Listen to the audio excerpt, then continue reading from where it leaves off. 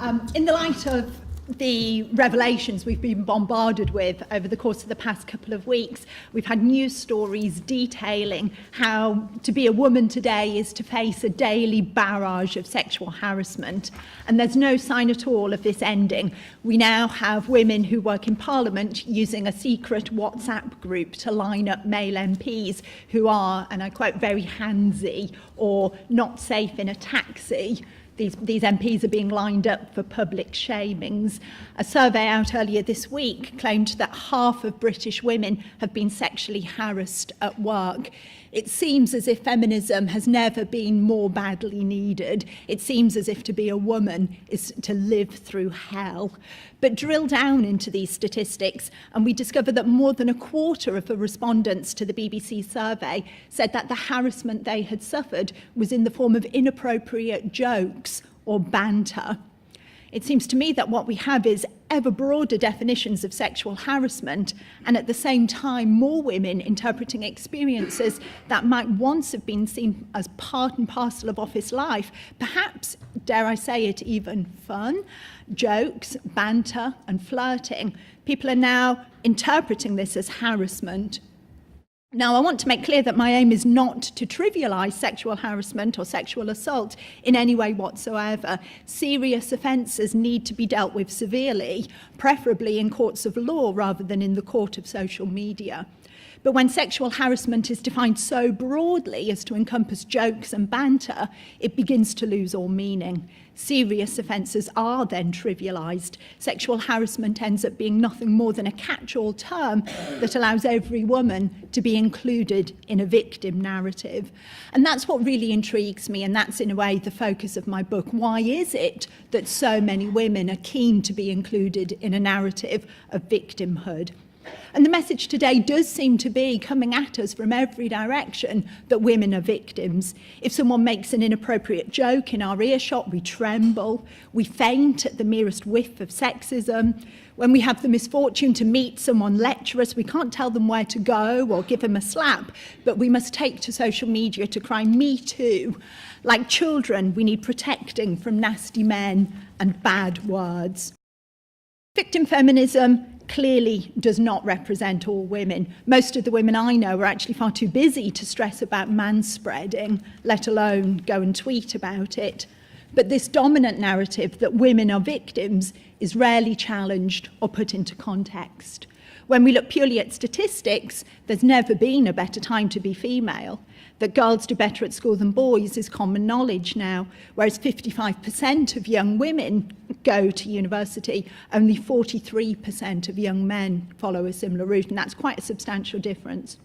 But women's success doesn't end when they leave education. More women are in work than ever before and are also taking more of the top jobs. A majority of vets, doctors and lawyers are now women.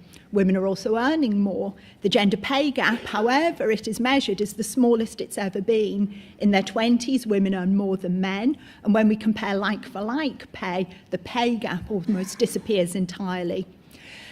But society, these changes have happened so quickly that we've lost sight of the real barriers women once faced.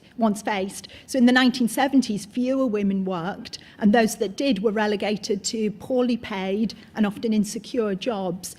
And I think this is a really important point because I think sexual harassment was a real problem. I think it still is a real problem for some people. I think it really was a problem when women's low status in the labour market could be exploited by unscrupulous bosses, safe in the knowledge that those wanting to keep their jobs had little option other than to put up with these unwanted advances.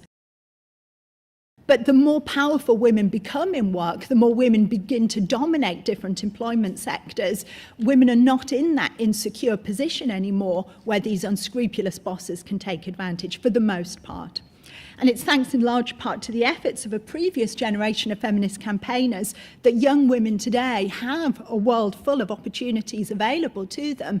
And we should be celebrating this. And instead, my concern is that feminism tells young women now of new problems that they face, such as manspreading on public transport or mansplaining colleagues.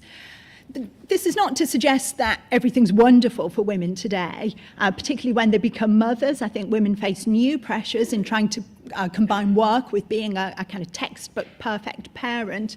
But the difficulties women still face are rarely the stuff of feminist campaigns. And I think they're often better solved by men and women working together rather than in opposition to each other. And a feminism that insists women are vulnerable and that men are toxic makes it less likely that men and women will come together to work to solve the problems that they face. My concern is that victim feminism resuscitates some really antiquated practices that we would not want to go back to. So over the past couple of weeks, Friends star David Schwimmer has been praised for offering a female film critic a chaperone when they went off to discuss his film.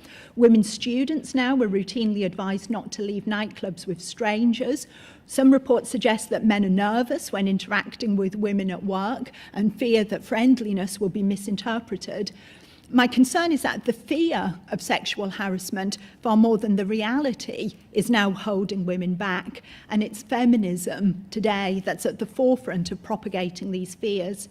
Campaigners now call for new measures to protect women at work.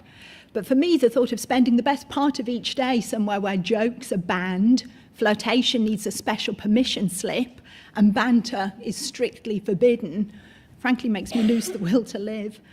The protections that victim feminism demands infantilize women and turn the clock back on hard-won freedoms.